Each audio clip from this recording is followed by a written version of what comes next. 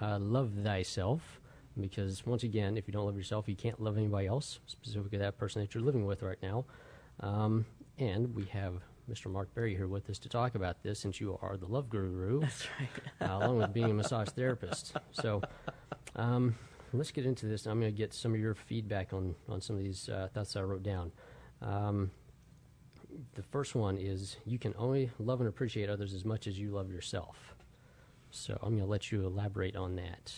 Well, yeah, so I wanted to tell you a little bit about myself. So as a love coach, I got into love coaching because I was miserably single and hated being single, and I hated the whole dating thing and everything. This is way before the love coaching. This is just me being single. And I started to pull love apart, and I decided, I'm very, very analytical. I have a computer science degree. That's my background. I decided that there's got to be a finite, sequential way to approach my love life, such that if I took all those steps necessary, if I learned everything there was to learn, that I could accomplish anything. You know, I'm not going to just believe that it's just fate and destiny, and I'll find true love or I won't. And no, I'm going to walk down the street and she's going to appear. You know, He's that's going how to people appear. act, They're just right? there. No. You know, and they're like in their apartments, and they don't leave for months and months and months, and they're like, why haven't I found true love? You haven't left the house. Like, what do you expect? So I broke it all down, and what I found was that everything is a matter of the skills you learn. You know, so when it comes to relationships, I'd say there's a skill called being able to be happy single, be able to be happy on your own, and that's exactly what you're pointing to. Because you can't be happy in a marriage unless you're first able to be happy by yourself, because you yourself is a part of that marriage. If you're tearing yourself down while you're in your apartment by yourself, you're going to do absolutely nobody any good at all. Right. So, yes, that's why I wrote that down there. You take yourself out on a date. Learn to enjoy yourself. I've taken myself out on several dates here lately, and I found I'm the funniest guy I know.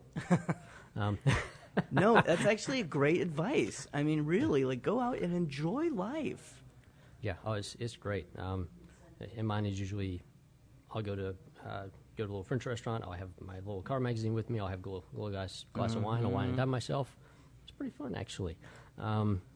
So, next thing, which is take advantage of being single. Take yourself on dates. Learn to appreciate yourself. And any thoughts on that? Well, the first time I ever did that, like take myself out on a date, I didn't have anything to do, and I was upset and frustrated with life and everything. And I said, you know what? I'm going to go to TGI Fridays. I'm going to order me some cheese sticks. 'Cause I wasn't healthy back then, but I was happy.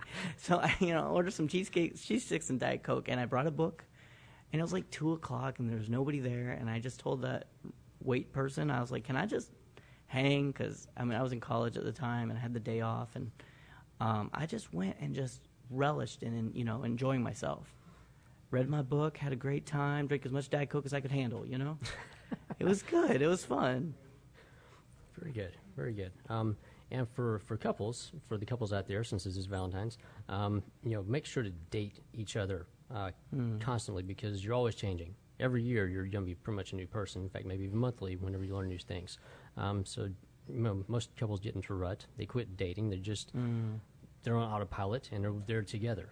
And not really there together. They're just kind of there, living amongst each other. So, any thoughts on that right quick? Well, it's proven that the sparks do go down. There's this invention right now called generative love, which is like after the dopamine wears off, after about 2 years, then what? Yeah. And the bottom line is you got to make it happen. Mm-hmm. You got to do the work yourself. Yeah.